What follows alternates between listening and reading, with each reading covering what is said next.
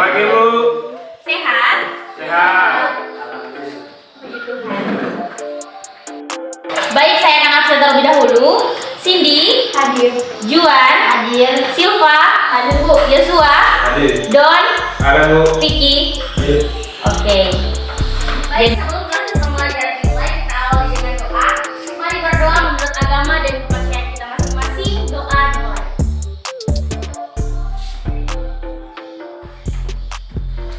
Doa selesai.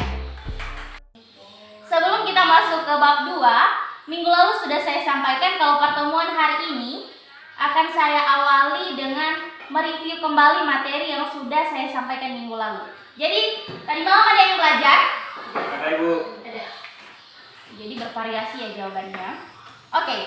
Bagi yang bisa menjawab pertanyaan saya, akan saya kasih nilai plus. Oke? Akan saya kasih nilai plus. Jadi itu nilai tambahan tugas kalian nanti. Jadi usahakan bisa menjawab ya. Jadi pertanyaannya, penguapan yang terjadi pada air laut, sungai, danau, waduk dan lain-lainnya, atau penguapan juga yang terjadi pada tumbuhan, itu disebut apa? Ada yang bisa menjawab? Saya, Bu. Sini, apa jawabannya? Itu namanya evaporasi. Bagus. Jadi Sini dapat nilai plus ya. Nah, pertanyaannya yang kedua, saat turun hujan, sebagian air mengalir ke permukaan sungai maupun mengikuti saluran air, namun ada yang sebagian menyerap ke dalam tanah. Jadi, yang menyerap ke dalam tanah itu disebut apa? Ada yang bisa menjawab? Saya, Bu. Apa, Don? Infiltrasi.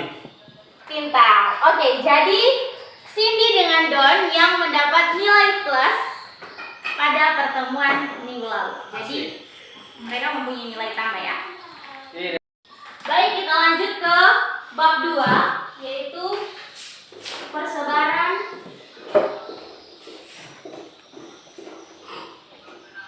flora dan fauna.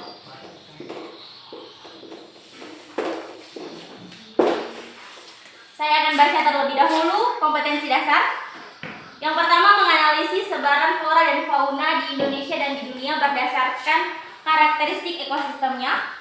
Yang kedua, membuat peta flora dan fauna di Indonesia dan dunia, dilengkapi gambar hewan dan tumbuhan endemik.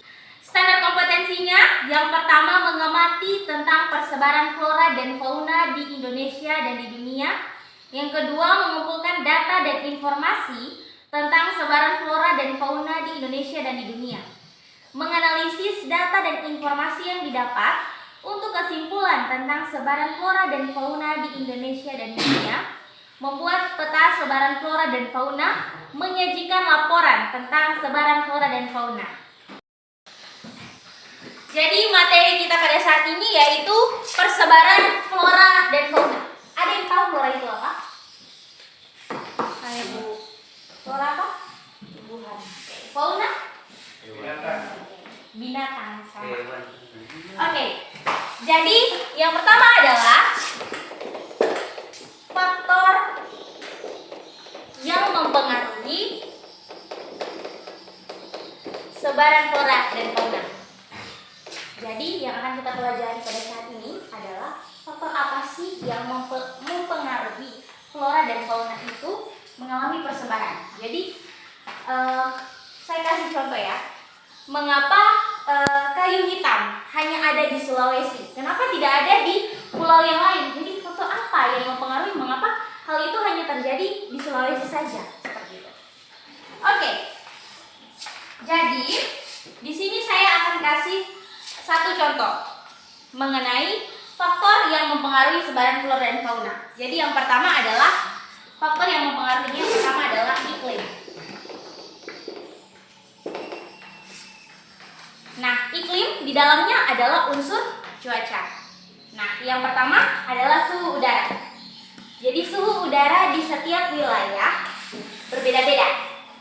Mengapa berbeda-beda? Karena ada wilayah yang berada di dataran tinggi, ada wilayah yang berada di dataran rendah, ada wilayah yang berada di dekat pantai. Sehingga suhu udara di tempat tersebut berbeda-beda juga. Jadi, saya minta kalian cari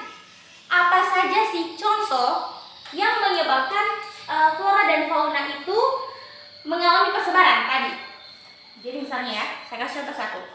Pohon kelapa tidak bisa tumbuh di tempat yang dingin seperti Napu. Tidak bisa tumbuh di sana karena di sana dingin. Meskipun dia bisa tumbuh, tapi tidak berproduksi sebaik kelapa yang tumbuh di dataran rendah. Jadi saya minta kalian kasih contoh kontekstual dalam kehidupan sehari-hari. Contoh dari ini tadi yang saya sudah sebutkan. Oke? Bisa kasih contoh kontekstual. Sini. Semua harus sudah ada ya contoh di otak kalian masing-masing. Jadi akan saya tunjuk siapa yang akan dijawab. Cindy. Ayo berikan contoh kontekstual dulu. Contohnya seperti kalau di Napu itu sayuran yang tumbuh itu tumbuh dengan subur. Tapi kalau di daerah kita karena mungkin iklim kita juga yang sangat panas, beda dengan di Napu yang dingin, menyebabkan jika sayuran seperti kol jika kita tanam di sini pertumbuhannya tidak akan sebaik dengan di daerah dingin seperti di Napu. Mungkin gitu. Oke, terima kasih. Jadi mengapa kol lebih banyak ditemukan di Napu atau di dataran tinggi? Karena tumbuhan tersebut lebih cocok tumbuh di sana. Jadi faktor yang mempengaruhi tadi adalah iklim atau unsur cuaca, yaitu suhu udara, sehingga kol lebih subur tumbuh di tempat yang dingin. Oke. Ada lagi yang bisa kasih contoh? Satu contoh lagi. Yang hewannya. Vicky bisa? Tidak, Bu.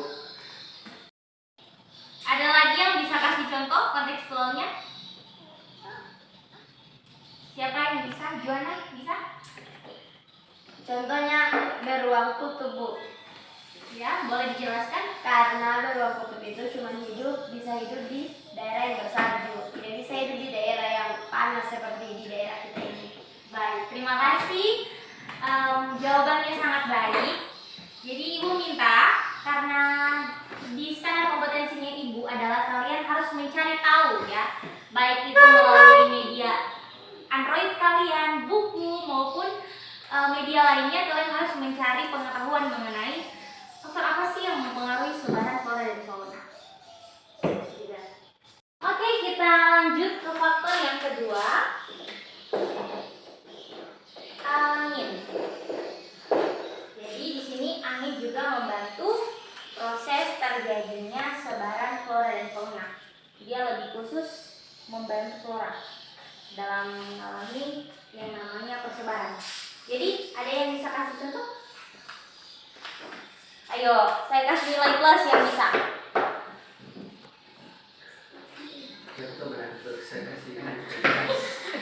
Ayo, dan saya kasih ale-ale yang bisa jawab. Juana, kau Jo. Yang lain tidak bisa. Ayo, semangat. Baru jam berapa kok sudah loyo? Proses yang disebabkan oleh angin. Mungkin saya bisa kasih contoh, Bu, pada tumbuhan seperti bunga dan padi, proses penyerbukannya itu dibantu oleh angin. Oke, jadi itu yang ada saya jelaskan tadi, kalau angin mengambil peran dalam proses persebaran flora dan fauna. Terima kasih jawabannya Cindy Ko yang dapat nilai plus. Asik, Bu. Nah, Oke, faktor yang ketiga adalah curah hujan. Jadi saya tidak akan menjelaskan, saya akan langsung minta kalian kasih contoh kontekstual. Jadi saya tinggal kasih ke lulusannya. Ayo, ada yang bisa?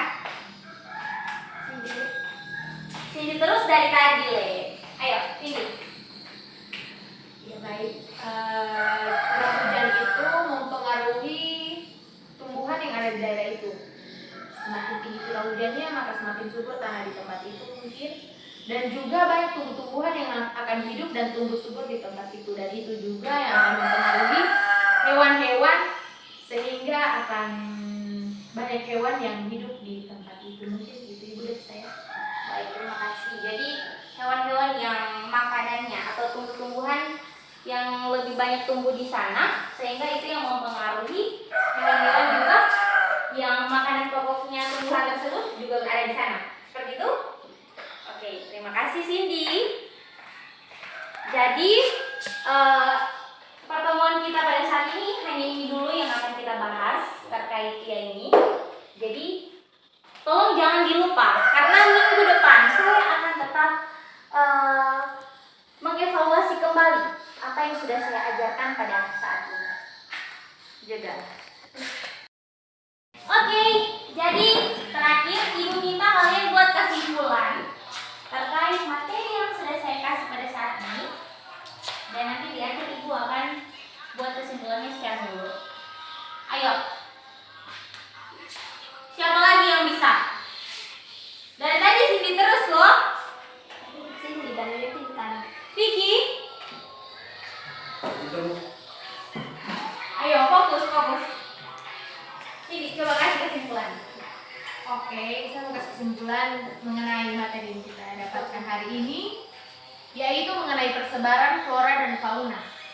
Salah satu faktor yang mempengaruhi yaitu iklim, angin, kelembapan udara, dan curah hujan. Itu yang saya dapatkan hari ini. Terima kasih. Ada lagi yang bisa kasih kesimpulan? Kesimpulan? Bisa Bu. Oke, silakan.